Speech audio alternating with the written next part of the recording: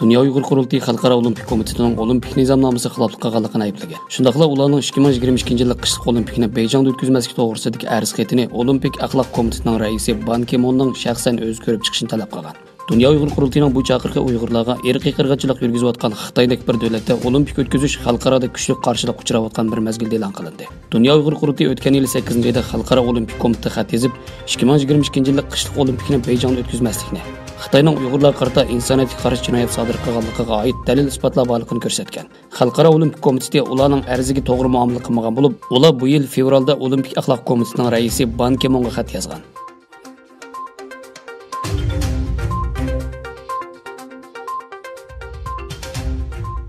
Xitoyning jazo lagerida 5 oy o'qituvchi bo'lgan Sayragul Saudbay lagerdagi xo'rlash va bosqinchilik qilmishlarini oshkorlab zo'r g'ulg'ul qo'zg'agan edi.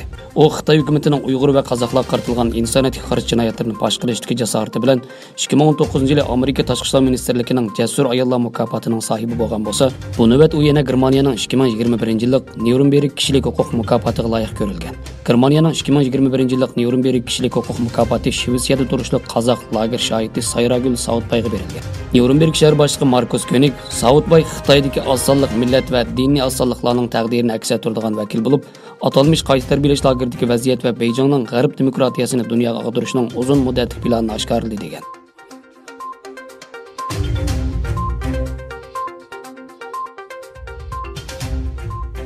Avstraliya ommaviy radio shirkati kishilik huquqqa daxl taruz qilish haqidagi arzdan topshirib olgandan keyin Xitoy televiziya kanallarining xabarlarini tarqatmaslikni qaror qildi. SBS bayonotchisi bayonotida mundaq dedi: Xitoy hukumat kanallarining xabarlarini tarqatmaymiz.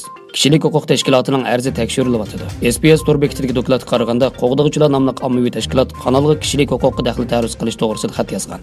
Mazkur tashkilotning SBSga yozgan xatida Markaziy televiziya stansiyasining 2013-yildan 2020-yilgacha bo'lgan oralikda 56 odamni majburiy iqror qildirgan ko'rinishlarni ko'rsatganligi bildirilgan. O'tgan kunlarda Angliyami Xitoy davlat qo'llagan televiziya stansiyasining bu davlatdagi tarqitish ijozatnomasini bekor qilgan edi. Orqadan Beyjing hukumati Sharq Turkistonga aloqador xabarlarni bahona qilib, BBCning anglitishlarni taqashni qaror qildi.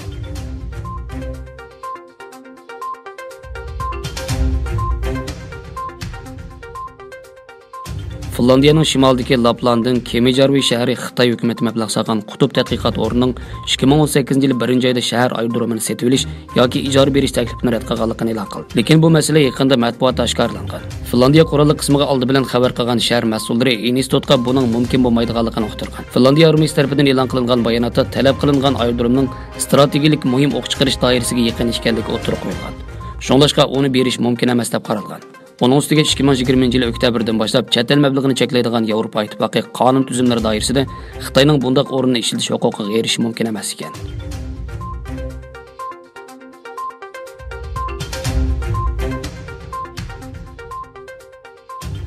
Amerika Davlat Ministerligining hujjatida Amerikaning Xitoy aqlli iqtidorli telefon ishlab chiqaruvchi Xiaomi'ga yurgizgan jazosining sababi oshkorlandi. Pan texnik magnatining yuqori darajalik boshqaruvchilarining biri bo'lgan Li Junning Xitoy davlati bergan mukofot sababidan armiya bilan munosabatli shirkat sifatida ko'rsatilganligi va jazo tizimiga kirgizilganligini e'lon qildi. Walkoch gazetasiga xabarlar qaraganda Xiaomi Washington rayonlik sud mahkamasiga Amerika Davlat mudofaa ministrligi haqida sungan da'vosida o'tirib qo'yilgan hujjatlarni shirkatning bu tizimga kirishilik sabablarini yoritib bergan. O'tgan yili Amerika Davlat mudofaa ministrligi Xitoydagi eng chong aqlli iqtidorli telefon ishlab chiqaruvchilarning biri bo'lgan Xiaomi qatorliq 9 shirkatni armiya bilan munosabatli shirkatlar tizimiga kirgizgan.